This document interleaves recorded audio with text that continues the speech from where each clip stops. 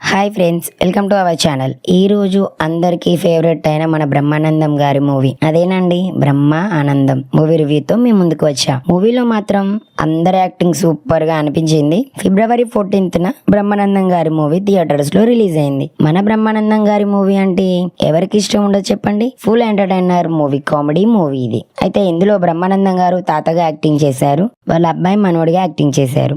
ఈ మూవీని ప్రొడ్యూస్ చేసింది ఎవరంటే మల్లిరావా, ఏజెంట్ సాయి శ్రీనివాస ఆత్రేయ, మసుదా లాంటి సూపర్ హిట్ మూవీస్ ని మనకు అందించిన ప్రొడ్యూసర్. ఈ మూవీ హిట్ అవుతుందా లేదా అన్నది వేచి ఉండాల్సిందే. నేనైతే ఈ మూవీని థియేటర్ కి వెళ్ళి వచ్చా. మై ఫేవరెట్ అండి బ్రహ్మానందం గారు, అందుకే రిలీజ్ అయిన రోజే మూవీని అయితే చూసా. అయితే స్టోరీలోకి వెళ్లే ముందు మన ఛానల్ కి ఫస్ట్ టైం వచ్చినట్లయితే ఛానల్ ని ఇప్పుడే సబ్స్క్రైబ్ చేసుకోండి, పక్కనే ఉన్న బెల్ ఐకాన్ ని క్లిక్ చేసుకోండి ప్లీజ్. వీడియో నచ్చితే తప్పకుండా లైక్ చేయండి. ఇక మూవీలోకి వస్తే 2 hours 28 minutes రన్ టైమ్ తో థియేటర్ లో రిలీజ్ అయింది. స్టోరీ కొంచెం డిఫరెంట్ వే లోనే తీశారు, కానీ కొంచెం స్లోగా లాగినట్లయితే అనిపించిందండి. మంచి comedy and acting, background, locations, music అన్ని చాలా బాగున్నాయి. హీరో రాజ్ గౌతమ్ గారి యాక్టింగ్ ఈ మూవీతో ఇంకా బాగుందని చెప్పాలి. వెన్నెల కిషోర్ గారి డైలాగ్స్ బాగా నవ్వించాయి చాలా చోట్ల. అయితే ఈ మూవీని తప్పకుండా ఫ్యామిలీతో కలిసి చూడొచ్చు, ఎందుకంటే బ్యాడ్ సీన్స్ ఏమీ లేవు కాబట్టి. కామెడీ ఎంటర్టైనర్ మూవీ కాబట్టి చూడొచ్చు. థియేటర్ ఆర్టిస్ట్ గా హీరోకి అవకాశం రావడంతో 6 లక్షలు ఖర్చైన ఛాన్స్ అని చెప్పటం. 9 years గా దరిద్రంతో బాధపడుతున్న హీరో అవకాశం కోసం ఏం చేశాడు? డబ్బులు సంపాదించగలిగాడా లేదా?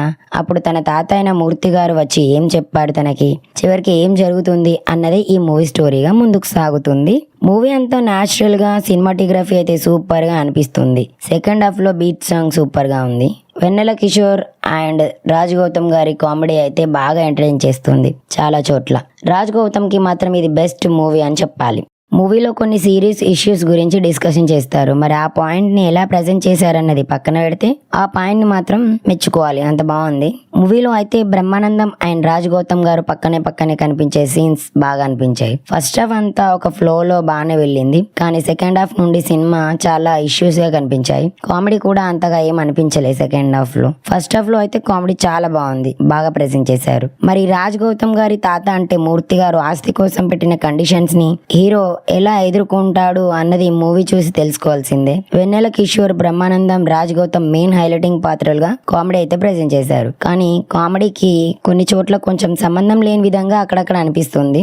లవ్ స్టోరీ కూడా మూవీలో బాగానే అనిపించింది. ఎమోషన్స్, సాంగ్స్ బాగా కనిపించాయి. క్లైమాక్స్ అయితే చాలా సింపుల్ గా కట్టే కొట్టే తెచ్చే అన్న విధంగా స్పీడ్ గా అయిపోయింది. అలా చేశారు. ఏదేమైనా విలేజ్ లో మూవీ చూపించడం మాత్రం మనందరికి బాగా నచ్చుతుంది.